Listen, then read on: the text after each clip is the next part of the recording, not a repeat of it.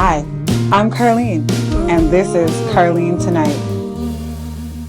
Hi, I'm Carlene, and this is Carlene Tonight. We have with us in the room Gail Phillip. Hi, Gail. Hi, Carlene. Thanks for having me. Oh, thanks for taking time to join me on this. What is it? It feels like fall is already here, but I don't know. I'm like feeling a little brisk now, you know? Yeah, yeah. Yeah. I think fall has arrived, actually. Yeah. There's no doubt in my mind now. I'm just in denial because I miss summer already. So tonight, our show is about relationships and the relationships that we have with our friends and our family, and then even our careers because they make us who we are. I know that you're currently are you the sales manager at Factor? Actually, so Factor isn't, it's not a media in that format where it sells advertising. So Factor is an acronym for Foundation Assisting Talent on Recording. So we're a funding agency administering funds from the federal government and private radio broadcasters. So I basically run the client services department that administers the funds to creatives across the country for funding if they want to create a sound recording, an album, songwriters that want to go to songwriting camp, or initiatives where people are doing like a festival or conferences to benefit the music space of Canadians. And then we do a lot of export activities as well that help Canadians in their international endeavors. So it's not like my previous background when I worked at G98.7 and Jazz FM. Completely different, still within the entertainment space per se, but not in that fashion. How has COVID affected the industry that you're working in now? So COVID hit us really, really hard because a lot of our client base, they plan tours. And a lot of people were either planning tours or on tour, and they were trying to get back to Canada. Yeah. Wow. So it was just us scrambling, trying to figure out, well, those people are trying to figure out how to get back. And then with the tours that didn't get completed, and they spent money on, are they going to get their expenses back? So we had to accommodate and make changes to some of our programs to ensure that our clientele, which are artists, self-employed people, there's artist managers, they're all self-employed, and to make sure they didn't lose money. So there was a lot of adjustments we had to make on our end to help these guys out. So how are you different than, say, I don't know if you've heard of the Fellman Agency. They're a talent agency and they have agents on their roster, and they basically they have artists, and then they hire, like, they contact promoters to make sure that the concert's running. So if Jan Arden has a concert, they book all the accommodations, they book the promoters. Is that something, because you guys are a non-for-profit, so are you helping artists who are just starting off? We help emerging artists as well as established artists, and we're like the bank. So basically you're applying for funding, and based on our eligibility criteria, then you are either granted or you're not granted funding. And that is all we do, is give you money. For anyone who's listening to this show right now, um and they're an artist. Like, I know one artist, and they've been touring for a while, and obviously because of COVID they're not touring right now. They're recording an album, like every week they're releasing a new song. But my question for you is, this mainly artists within certain background, or does it matter? Like, what are the qualifications? Like, if I decided tomorrow when I wake up that I'm gonna start my career in music and I'm gonna do all the steps to get there, do I submit to Factor? Do I fill out the form, the paperwork, like, to get funding? The main qualification is that you're Canadian, and you have to prove your Canadian citizenship. And then everything else, the eligibility depends on the program. So it's hard to answer that question when I don't know what specific program you're going to apply to. Oh, okay. And do you feel like now that of COVID's happening that maybe this is going to affect the amount of funding that artists will get in the future? It may. I mean, because the government is spending so much money on the emergency fund. I don't know. It's hard for us to say. We all don't, this is new for all of us, right? Yeah. And the government's trying to keep everybody afloat, the arts community, regular, citizens. So it's hard to really say. Yeah, I mean, for everyone, it just caught us by storm. We had to adapt. And I think anyone in the arts community can relate in one way or another, whether you're an actor, an artist, someone who is non essential. Like you said, people are still stranded, right? So Mm-hmm. before you started at Factor, I see that you've been on the jury for 9 years. How does that work? So we have two of our programs are adjudicated by the industry, so applicants' peers, and you have to apply and have at least 2 years, recent years in the music business, so that when you're reviewing the applications, you can give a really, current assessment of the applicant. And the two programs are jury sound recording and artist development. So yeah, I did that and reviewed applications. I didn't even realize it was that long until right now. So that's how you kind of got your little step in the door. You know what I mean? Sometimes they say it's your experience and your education, but I feel like your experience over the years has got you where you are. And for anyone who's listening, my name is Carlene, and I have with me Gail Phillip. She works for Facture, and she's been working in radio for so many years. And now you're working for non-for-profit, and in an industry that's a little bit different, not so, but Mm-hmm. it's still in the entertainment industry. And, you know, as someone who's doing this now, I just want to ask you, why the change? Why go from radio to, like, why did you want to change?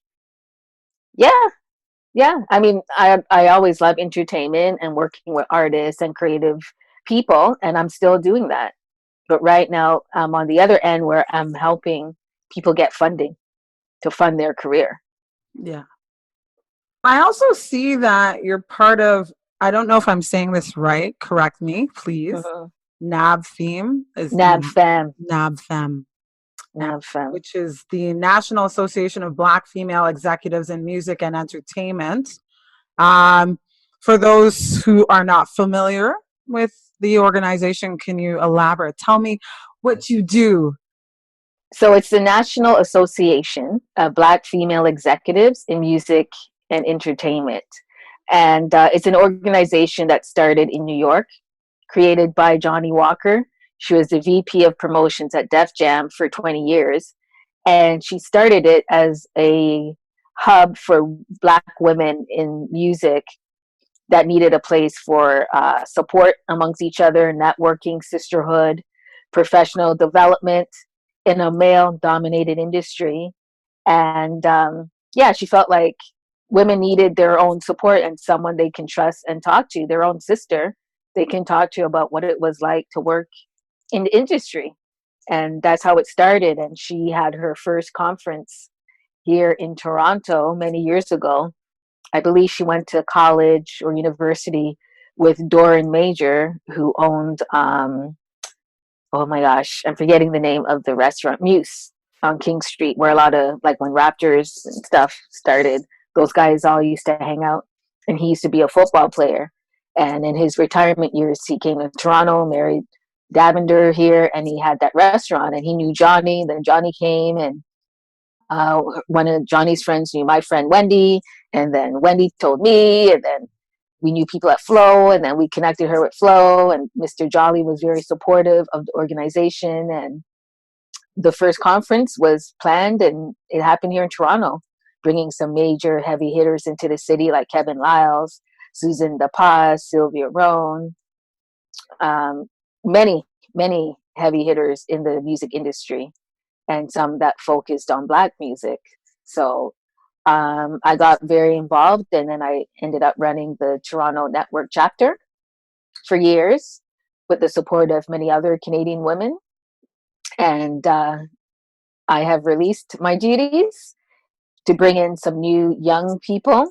So we have a young lady who has a lot of experience working on plays and doing production, plays and TV production and stuff like that, and has huge success in that area. She works for the Crossfield Production, I believe is the name of the organization, and she's going to be the new network manager for Nabfeme Toronto. And I'm very happy to hand over the reins to her because I feel like, there's generations of people in the industry, and you always need to have somebody that's fresh and new and who's has their hand on the pulse of how the industry is changing. And they have some old school knowledge that I can give her, but she can bring some new school knowledge. And I think that's very important to have. And I think at times people got to know when to hang their hat. Yeah, change is good. And are you still going to be working with the organization, or? I'm never leaving Nabfeme. They're, Oh, they're part of my growth of who I am today. So wow. never. Yeah, I'm loyal to that organization for life. that's great. And so even with your education and your background and how you are who you are today as an individual, did you always want to work in the music industry? Was that something that you saw in the future? How did you know? Yeah. Well, initially I used to like Write On magazine, and I used to read that a lot when I was younger. And I actually wanted to start a magazine, to be honest. And I just kind of fell into it was just like a series of events. So my ex-boyfriend, his parents worked at CBC, and then I got interested in television, and that's how I ended up working in TV. And then from there, I met a variety of people who are still my friends today, and they had their hands in the music industry. And then I got interested as well, and it kind of just started from there. Yeah. So from TV to radio, what's it like? The transition. I mean, what's the environment like for someone who's just looking to get into me? I mean, radio is, they always say radio is dying, but I don't think so. I mean, we're in 2020, and podcasts are booming, and you know what I mean? Like, what do you think? The change from one to the X. Well, I started out in TV, first of all. And TV, I worked at the top networks in Canada. So I worked at the number one. So when you work for number one, you kind of just sit back. It's the country club thing. And, you're at the top of the food chain, so you don't really work as hard. And it was nice. And the environment was good, but I like a challenge. And I felt like, being at the top of the food chain, I wasn't really growing as I wanted to. And, it's okay for some other people where they just, have an easy job, but that wasn't for me. So I moved into, an independent TV station. And from there, I got into radio. Someone told me that a new Black station was being created, and they felt like that's a place where I should be because I had so much experience from my artist management experience and having my independent record label. So I'm like, yeah, you know what? I think that's where I want to go. So I ended up working at G98.7 from the inception and stayed there for years. And I found that was a radio station that was needed, a community for the community, the Black community, because we really didn't have a station that spoke about Black issues. And, our audience numbers were growing. And yeah, it was doing pretty good. Jazz FM, same thing, is a niche radio station, just like G98.7 was.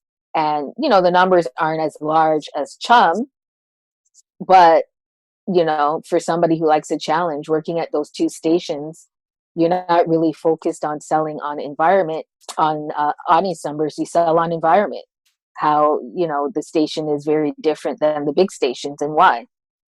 So there is a niche of people out there that love jazz music, just like there's a niche of people that love Black music. Yeah. So um, I think people are always going to listen to radio because I think it's driven by the host. And if there's a host that you really like and you're connected to, you're going to listen. It's so true. So, I've been yeah. listening to radio since I was a kid, and when I listened, my parents listened to oldies and they listened to CHFI, and I was drawn to, Lovers and Other Strangers. That show was like, I was so young, I didn't really understand the show, but I was like, who is that guy? I like his voice, you know what I mean? And I guess when you're a kid, you're more curious. And obviously, I went to school for radio, but a part of me wanted to get into journalism. So I guess like you wanted to write a magazine, and here you are now in the music industry. And who knows, maybe down the line you'll get into writing. But I feel even now with our new generation that not a lot of people are reading as much as they used to. Like they're reading, but more so online. I don't know. Yes, yeah. What do you think? I mean, do you think? I believe people are reading. There's a lot of information on the internet. So if you're someone that's interested in learning and information, you're reading. They may not read a hard magazine, but there's a lot of magazine and digital space right now. So yeah, I think people are still hungry for information. Yeah. So as someone who's listening to this, and they like your background is sales, how is it working in sales? Is it challenge? What are the challenges working in sales? I mean, you worked for G98.7 for several years, so I mean, yeah, very challenging because you're trying to get people to spend their money on a station, especially a news station that was never really, well, it was done. I shouldn't say it wasn't done because there used to be Flow 93.5. But the thing about G98, they stayed away from pop music, and it was really about Black music, Caribbean music, and the newscast had Caribbean news, like what's going on in Jamaica, what's going on in Grenada. So it wasn't that much of a hard sell, and it was something fresh and new, and people are like, oh, maybe I'll try it out, because it was a station that was for a specific market, and those people have buying power. So at the end of the day, those advertisers, that's who they want to connect to. What do those people like? Do they like, Mitsubishi, for an example? Do they like those kind of cars? Yeah, well, then I'm going to advertise. So, it's based on demographic and the interests of the listeners, and do they fit the advertiser? Hi, I'm Carlene, and this is Larger Than the Ribs by Altered by Mom. Is it worse to be hurt in the heart or the brain? Or the mind? I don't mind, but I'll sing just the same. It's a pain in the head, in the ass, it'll pass. Is it truth? Is it lies? Do we grow? Will we die? Do we drown or get shot? Maybe choke on the smoke? Maybe hang by our necks? What the heck? All the same. Do we hug? Do we kiss? Do we even exist? Are you pissed? Are you mad? I can't tell what this is. 'Cause my heart is larger than the ribs, larger than the ribs that contain it. My heart is larger than the ribs, larger than the ribs that contain it. My heart is looking for a heart, looking for a heart that will take it. My heart is larger than the ribs, larger than the ribs that contain it.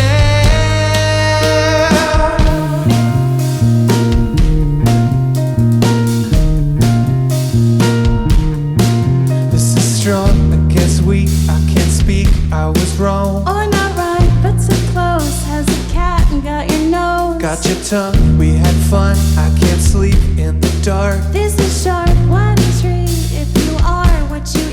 Then I'm lost in the fog, acting young, feeling old. Are you cold? Was it real? Was it pain? Only trick? If you give, I will take little space for mistakes. My missteps, I'm aware, but sometimes I can't. Cause my heart is larger than the ribs, larger than the ribs that contain it. My heart is larger than the ribs, larger than the ribs that contain it. My heart is looking for a heart, looking for a heart that will take it. My heart is larger than the ribs, larger than the ribs that contain it.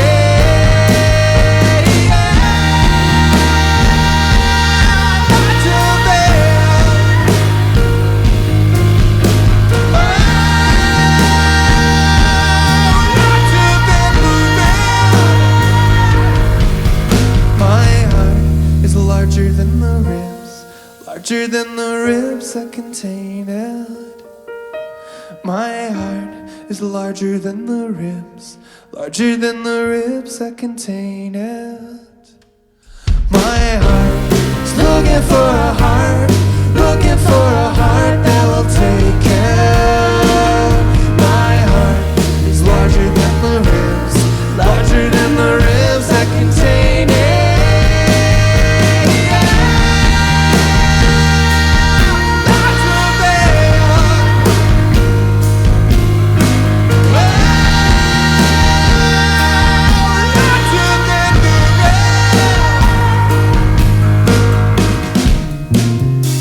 Larger than the ribs, larger than the ribs. Ooh, ooh.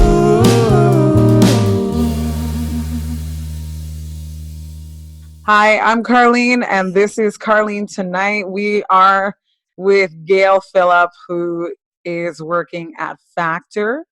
What's your role there? I mean, are you a manager? Are you Yeah, I'm manager of client services. okay? So getting back to what we were discussing and radio and sales, working for G98.7, for anyone who's listening, sales is what drives a station. Like without the sales department, we're not going to pay the water bill. We're not going to be able to do a lot of things. Like, I mean, isn't sales the meat and potatoes of radio? Yeah, it's the revenue generating department. So when I worked in television, I worked in sales, and sales gets whatever they want because they're bringing in the revenue. And same like when I worked at G987 FM and Jazz FM, like it's the heart of the station, and it's the revenue that keeps the station alive.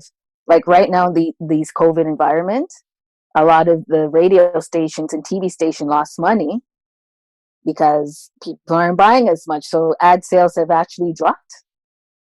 Yeah, And sales have dropped, and a lot of it's not just radio and television, retail sales have gone down. exactly. So if retail sales have gone down, how are the head office going to be doing ads when their revenues went down? So their ad revenue is actually the ad spend is going to go down as well. It's a domino effect.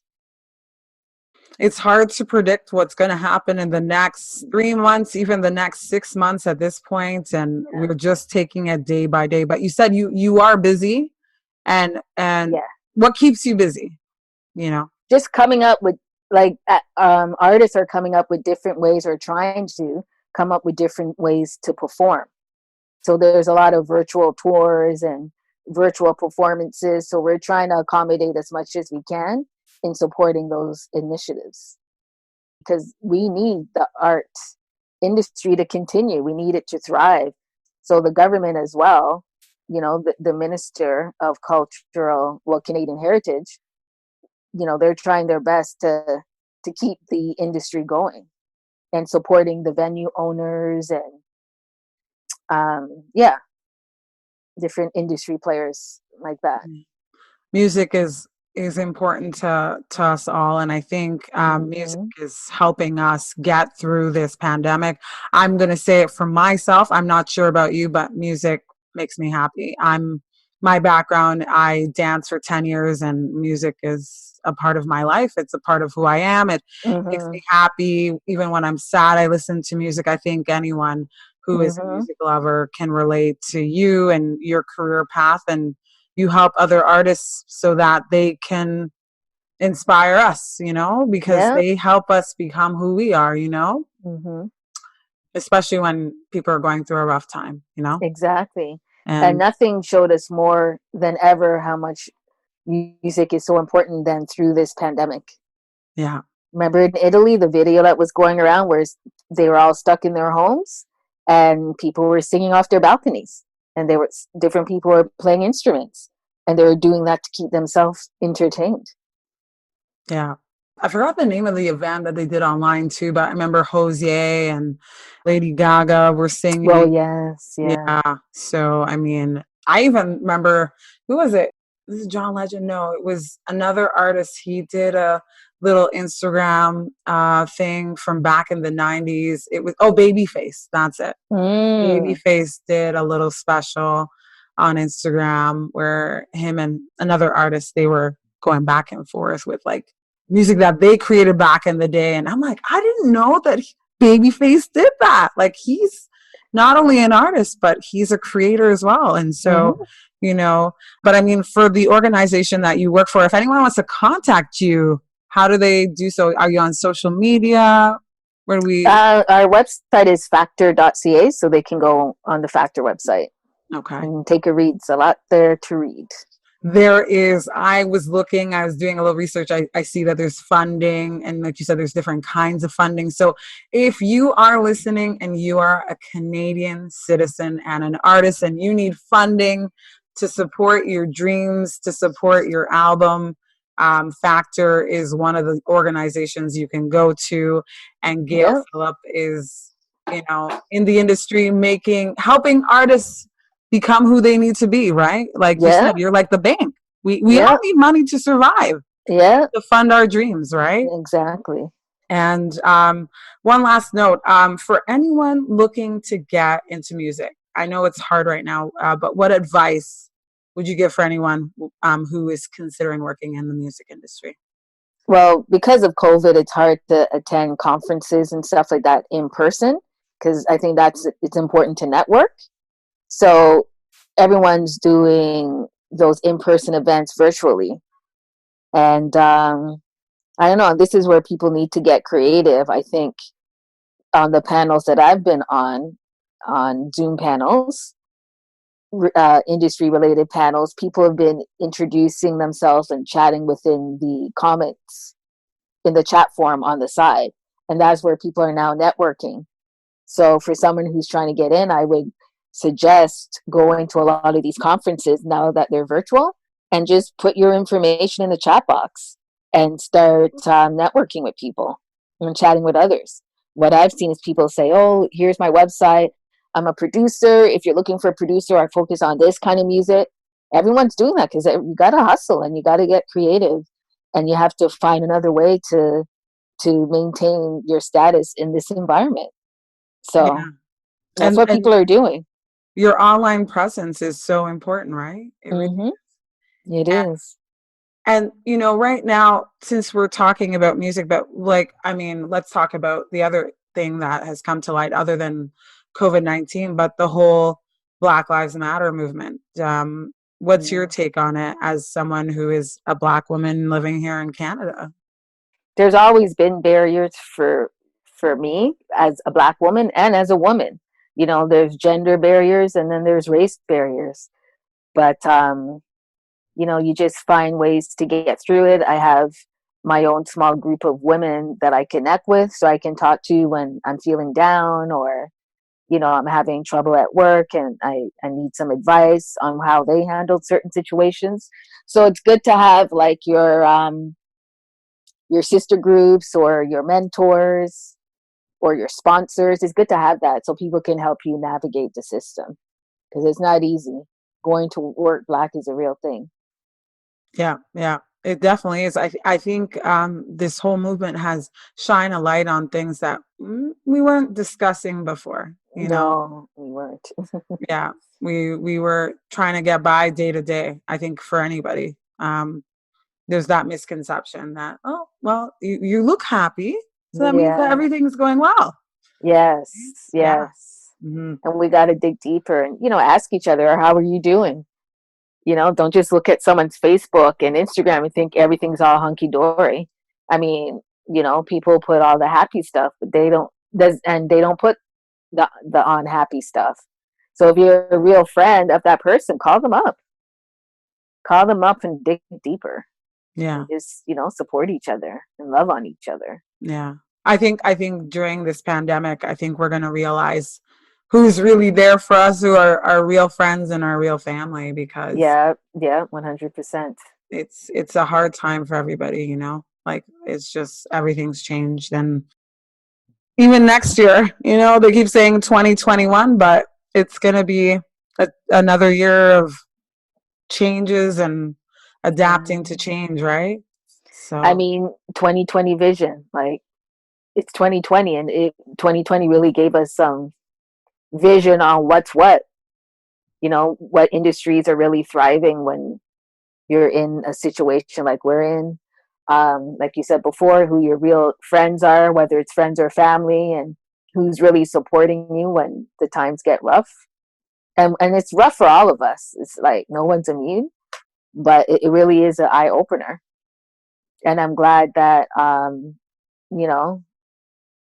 not the way it happened, but that the racial injustice that is going on is now being addressed, because it's been going on for quite some time. And it's hard on Black people. That's why we get sick and we're always stressed out. It's hard. yeah, because I mean, I think, we're always trying to do better, strive better, because We want to do better. Yeah. We don't want to take over. We just want equality. That's it.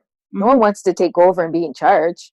We just want equal pay. We want equal opportunity. We want to be treated equally in every aspects of our lives. And, we don't want to be worrying about the police. Yeah. We just want to be treated equally. That is it. Yeah. It's hard. It's challenging. And even for me, I think the one thing I've realized is that I'm trying to be myself, but even being a Black educated woman, it's like, well, you're trying to be something that you're not. And I'm like, nope. Which is what, though? Like, I understand. What I'm trying to say is, like, even the way that I speak, the whole, yeah, I'm not saying everyone says it. I know what you mean. But to me, that's just ridiculous. Yeah, I know. And that's the problem. Like, being Black and being born in Canada and being educated, I have a Canadian accent. And so people are just like, oh, well, you're from Grenada. Where's your accent?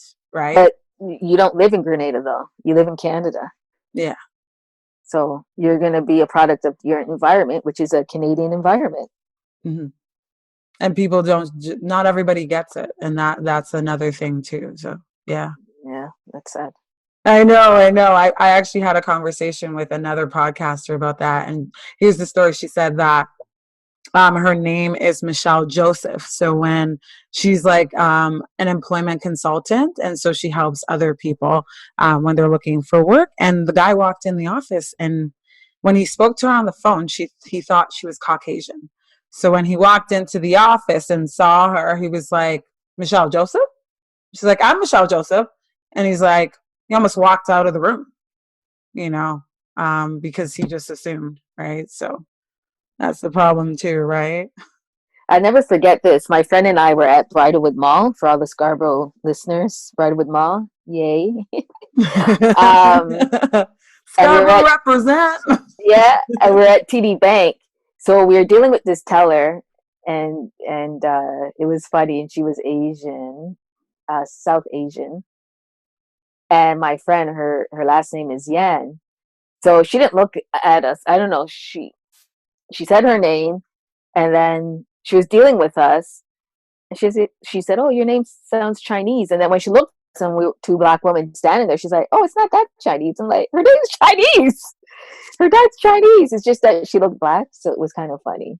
Oh, okay. Yeah. Yeah, there we Kind of go. funny. It's the name, even on your resume. Yeah, it's the name. It's the name. It So re- I always, her and I laughed. We weren't offended. We just laughed because it was Mhm. kind of funny. Yeah, but it could happen to anybody, right? It's Yeah, your for sure. name.